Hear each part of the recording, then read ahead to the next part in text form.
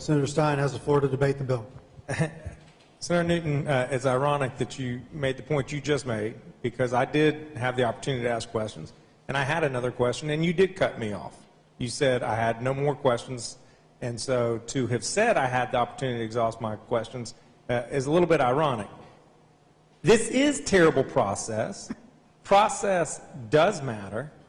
The rules require when there's a proposed committee substitute, it be given to us the night before. Why? So we can look at it and we can talk to people who have concerns about that legislation before we go into committee and debate it. Well, we had this anti-Sharia bill on the calendar this morning, and it was a 1 or 2 page bill. Then that meeting gets canceled. All right, fine. Then we get notice on the floor immediately before that there's going to be a bill. That bill's coming back up, the anti-Sharia law bill. Well, we've seen that bill before. We're ready to go in there and debate it. Well, no, we go in there, and it has five or six new provisions on abortion. What is the relationship between Sharia law and abortion? We were in there ready to debate anti-Sharia law provision. The irony is, if you look at the anti-Sharia law provision, what it says is,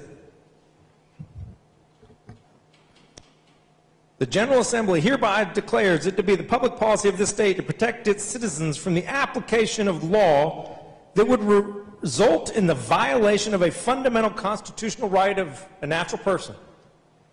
That's rich. I only took out one word, foreign. Why don't we just insert North Carolina General Assembly? Because you all are trying to pass a law, and I'll tell you why I'm going to vote against this bill, Senator Newton, and it's not the sex selection provision. I don't have any problem with that. It'd be offensive if anybody did that.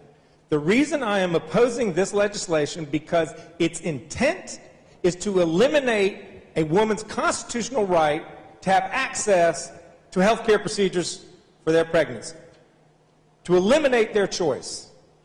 That is why I'm opposed to this legislation. This provision says, Section 6,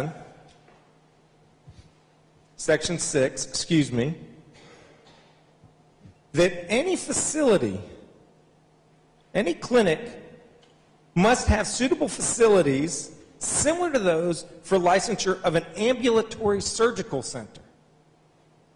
There's one in this entire state that meets that standard.